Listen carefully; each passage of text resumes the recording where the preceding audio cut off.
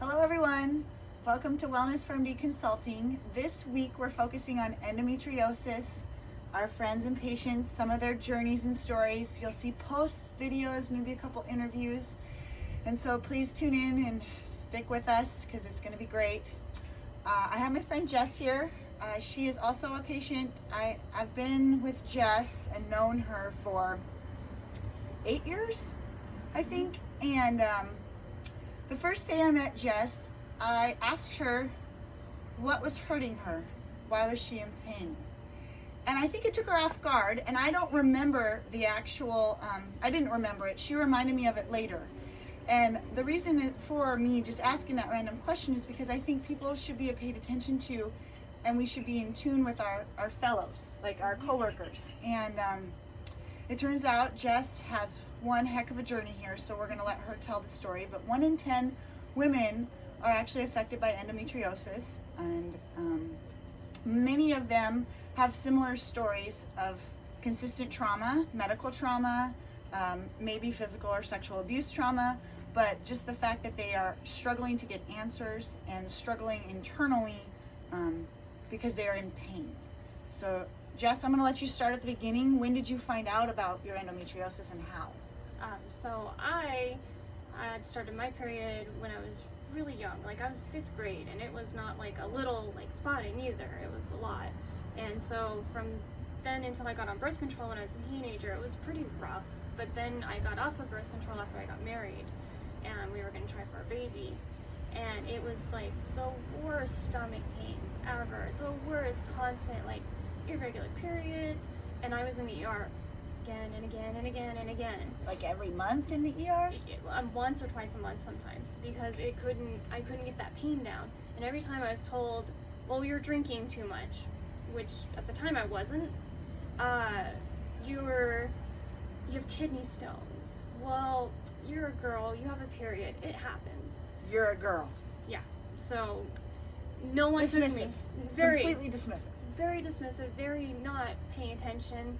I remember one time when I finally got diagnosed, I went to the ER one night and they said, you have kidney stones, no big deal, just go home. Woke up the next morning and I passed out from pain on the floor. Called my stepmom, take me to the ER. And they finally did a intravaginal ultrasound and a bunch of other, and they're like, hey, you have a really big cyst, a chocolate cyst on your uterus or on your ovary. And they're like, and you're having emergency surgery right tonight, right now. And in fact, the ER doctor from the night before came in and said, I heard you were back and I completely missed it. I'm so sorry. Wow. I can't even tell you, like, wow. And that never happens. No, like validation. The validation with the endometriosis, I think, is the most frustrating thing, because even after I've had 3 laparoscopies and a full hysterectomy, and I still deal with the pain. Still, like, my last surgery was in December, and the pain came back the 1st of March. And we're talking this cyst removal was around. That was in 2011. So 10 years ago. When I got diagnosed, it was in 2011. But you'd been suffering for 5-10 years prior. Yeah. It got the worst when I was off birth control, but it's something I've always experienced. Actually, that's great. So you're diagnosed now. You have your first surgery. How does the pain do? It got not better. I was told, hey, we cleared it out. Your your colon was glued to the back of your uterus because there was so much. But hey, we got it. You should be fine for a while. And within less than 2 years, I was back having more surgery because they said you were the worst case we've ever seen in Arizona. Wow. And being on that journey, so now you have validation, now you've had 2 surgeries, now you're dealing with pain management every day. Yeah. Probably some physical therapy, pelvic floor. Yes. Pelvic floor dysfunction is huge. We can get some physical therapists to elaborate on that some more. Mm-hmm. So here you are, now it's about 2013-ish, Mm-hmm. right? 2013 is when I went in and they said you have to have a hysterectomy. You have to have. So now you've been asking for one. I think I remember you wanted one younger. Yeah, I think the first the first laparoscopy they did, not the emergency one, but the first one, I had said, why don't we just take it all? And they're like, no. But it's when they went in and they did a certain dye to look through my fallopian tubes is when they came back and said, you will never get pregnant. You will never have children. And I think that's called an HSG. that sounds about right. And Oh, and I, at one point, I maybe wanted kids, me and my husband, but I've come to find out it's not for me. I don't want kids, but having the choice taken away from you rather than you making that choice is something a lot of people have a hard time understanding. and that was the next thing I was going to ask. So here you are dealing with the choice between your suffering and then now you hear you're never going to bear a child. Yeah.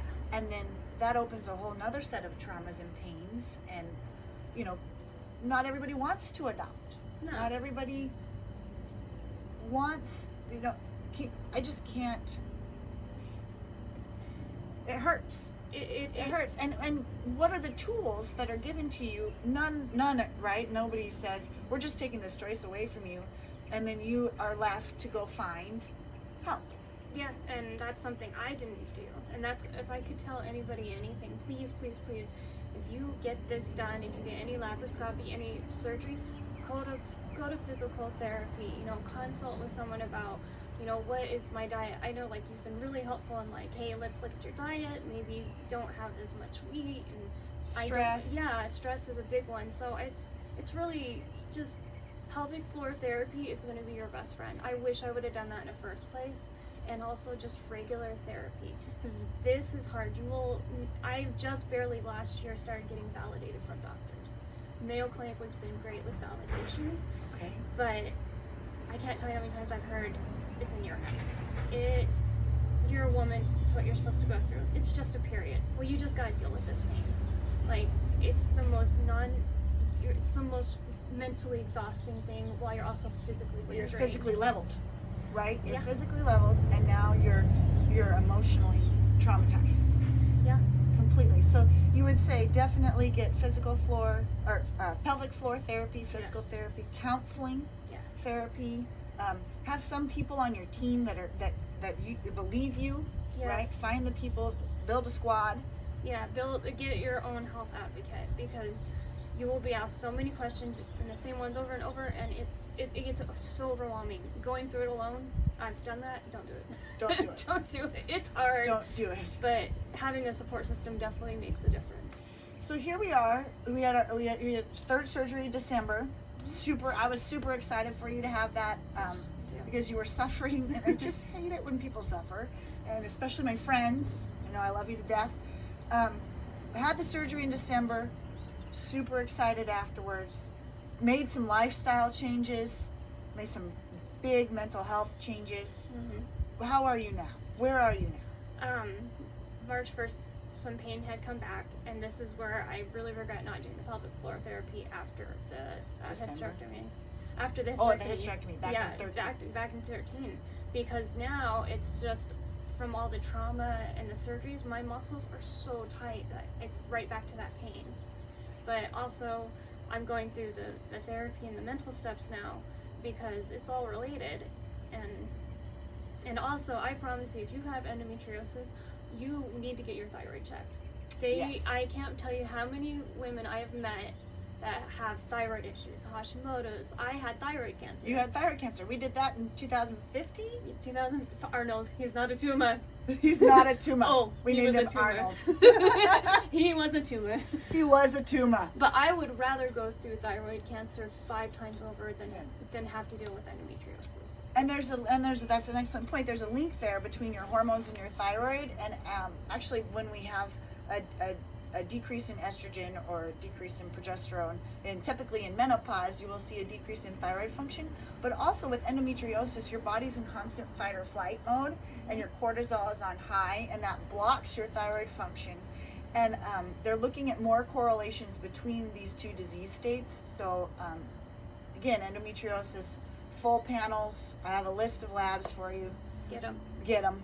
Get them done. You Get 'em will not done. regret it. You will not regret going on thyroid medication, No. getting your thyroid taken out. No. That was awesome. Yeah. But I really, Jess, I wanted to give you a platform today because I think that your story is important. So we have 2011, finally diagnosed, surgery is an emergency. 2013, you get your total hysterectomy, the choice is taken away to bear children. You have handled that more gracefully than anyone else I've ever known. You have. You have. And then you suffered on and off again for 8 years, but it was a pretty good 5 years? Maybe, give or take, episodes. That's because I was self-medicating, and don't do that. Please Okay. don't self-medicate. Okay, don't self-medicate. Don't self-medicate. That was I've seemed okay on the outside, but I was still having pain On every the inside. single day. Okay. And that was just something that I was self-medicating. And it's not going to cut it, right? No. Because we have a lot of years on this earth, and we want to suffer less. And opioids, man, your body will get so used to them, like, and it just takes more and more, and that come down from opioids and overdosing on opioids. Don't do it. Don't do it. Just don't do it. Get help. Get help. Get the right team.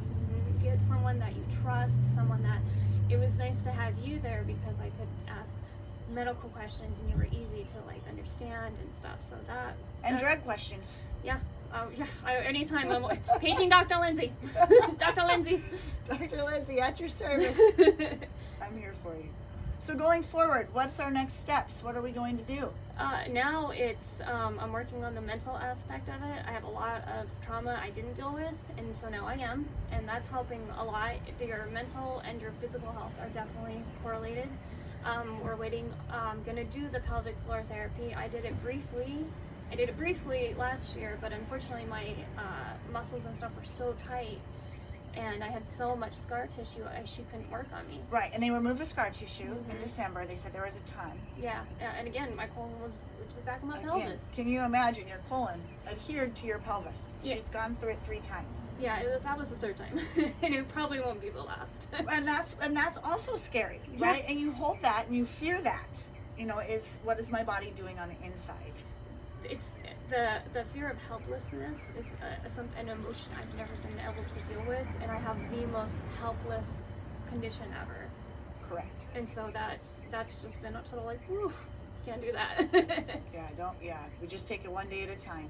So going forward, we'll keep doing the therapy. You'll get into pelvic floor. Maybe I can follow up with you and we can tell our viewers like how you're doing. Yeah. Maybe every year this month we definitely do it, but throughout the year we post your journey even in pictures or something, because I know if I watch this interview, I want to know what happens to Jess. Yeah, because it's not over. It's not gonna be. It's not over. It's not over, but hopefully I can help share and be like, hey, learn from me. And if you know, Reddit, if anyone goes on Reddit, you can look up an endometriosis group. You just type in endometriosis. What a great group. What a bunch of supported girls. Like, you can even go on there and you can just rant. I am in so much pain. I'm so sick of this. I feel like shit. And that's therapy. Yeah, and everyone's like, yep, this is why we're here. Oh, girl, we feel you. We feel you. That has been really nice, too. Super. Find that support group. Reddit, Facebook, Instagram. Pick your circle. And there's someone for everyone. There is. Well, do you have anything else you want to add? Anything else you want to tell anybody? Just March is Endometriosis Awareness Month. Our colors are yellow, so if you see someone wearing yellow in March, just know that, well, we can't hug in the time of COVID, but, just give them a knowing nod. A knowing nod. A knowing nod. I feel you. Well, thanks for having. Thank you. Getting together with me. Wellness PharmD Consulting will be doing endometriosis all week long. So if you know someone, please share this video, and we'll be happy to help or reach out. If you want to talk to Jess, I'm sure she's open book. That's what I love about her. So no secrets. No secrets here. And have a great day. Thanks for having me. You're welcome.